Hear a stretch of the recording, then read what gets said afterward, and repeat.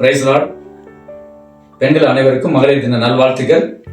மகளிர் தினம் ஏன் கொண்டாடப்படுகிறது, மார்ச் 8 போராட்ட வரலாறு என்ன என்பதை நேரத்தில் நாம் பார்ப்போம்.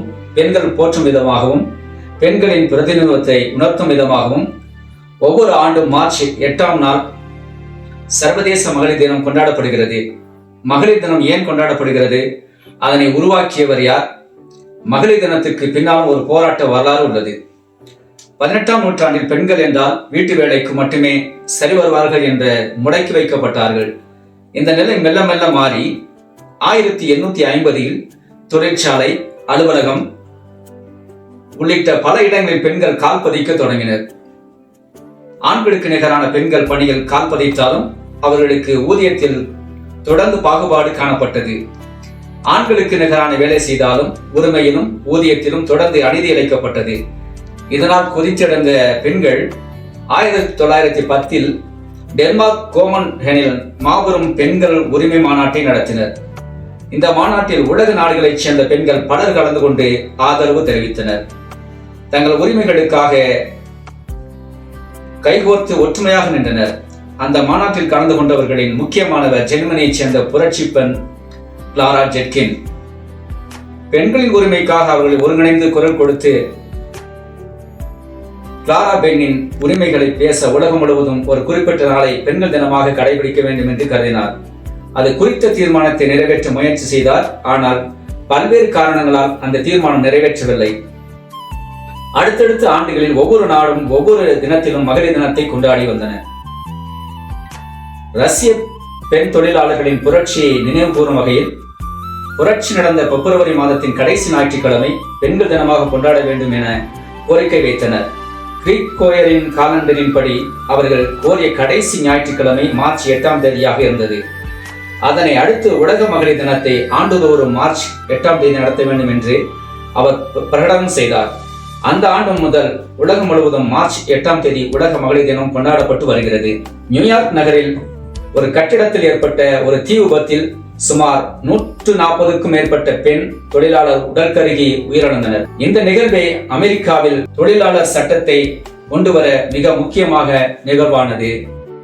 கர்த்தருக்கு ஸ்தோத்திரம். பரிசுத்த வேதாகமத்திலே யாகேல் என்பவர்களை குறித்து நியாயாதிபதியின் புத்தகத்திலே பார்க்கிறோம். இஸ்ரேல் ஜனத்திற்கு விரோதமாக எழும்பி வந்த சத்ருவாகிய சிசேரா என்கிறவரை யாகேல் என்பவர்கள் தனது கூடாரத்துக்குள்ளே தந்திரமாக வரவழைத்து அவர்களை வீழ்த்தினார்.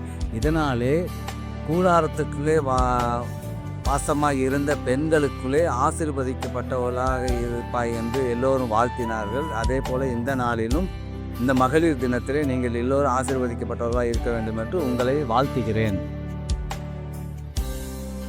கர்த்தருக்கு ஸ்தோத்திரம். சபையிலுள்ள பெண்களுக்கு பெண்கள் தின வாழ்த்துக்கள். டெபோராளை குறித்து பார்ப்போம். டெபோராள் ஒரு முதல் பெண் நியாயாதிபதி. இஸ்ரவேல் ஜனங்களை சமாதானத்தோடு வழிநடத்தினார். டெபோராள் பெண் தீர்க்கதரிசி. ஆண் ஆதிக்கம் நிறைந்த சமுதாயத்தில் பெண்களும் கர்த்தருக்கு ஊழியம் செய்ய வேண்டும் என்பதை நிரூபித்து காட்டின ஒரு பெண்.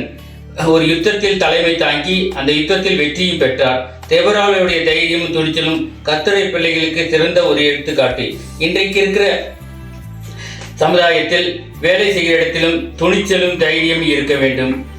டெபோராளை போல ஊழியம் கர்த்தருடைய பிள்ளைகள் செய்ய வேண்டும். நம் சபையில் இருக்கும் அனைத்து பெண்களுக்கும் இனிய பெண்கள் தின நல்வாழ்த்துக்களை தெரிவித்துக் கொள்கிறோம். இந்த நாளிலும் வேதத்திலிருந்து ஒரு பெண்ணை பற்றி நாம் பார்க்க போகிறோம்.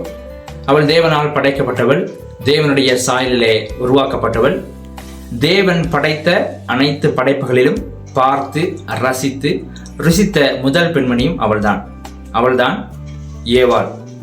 ஏவாள் தேவனுடைய சத்தத்தை கேட்டும் தேவனுடைய சித்தத்தை செய்ய தவறின முதல் பெண்ணும் அவள்தான். தேவனுடைய சத்தத்தை கேட்காமல் சர்ப்பத்தின் சத்தத்தை கேட்டு பாவத்தில் விழுந்து தேவனுடைய ஆசீர்வாதத்தை இழந்த முதல் பெண்மணியும் அவள்தான். அதே போல இந்த உலகத்தில் நிறைய பெண்கள் இப்படிப்பட்ட தேவனுடைய சத்தத்தை கேட்க முடியாம சர்ப்பத்தின் சத்தத்தை கேட்டு நிறைய அடிமைத்தனத்தில் இருக்காங்க. இவங்க எல்லாரையும் தேவனுடைய சத்தத்தை கொண்டு வர்றதுல நம்மளுடைய சபை பெண்கள் ஒரு ஜெப சேனையாக, ஒரு துதி சேனையாக எழும்பி இப்படிப்பட்ட பெண்கள் தேவனுடைய சத்தத்தை கேட்கும்படியாய் தேவன் நம்முடைய சபை பெண்களை எடுத்து பயன்படுத்தும்படியாகவும், அதே நேரத்தில் சர்ப்பத்தின் கீழ் அடிமையாய் இருக்கிற அனைத்து பெண்களையும் நம்முடைய சபை பெண்கள் மூலமாய் தேவன் விடுதலையாக்கப்படும்படியாகவும் நாம் ஜெபித்து அதற்காக முயற்சி எடுத்து ஆத்தும பாரத்துடன் ஆத்தும ஆதாயம் செய்வோம் இந்த நல்ல நாளிலே. நன்றி.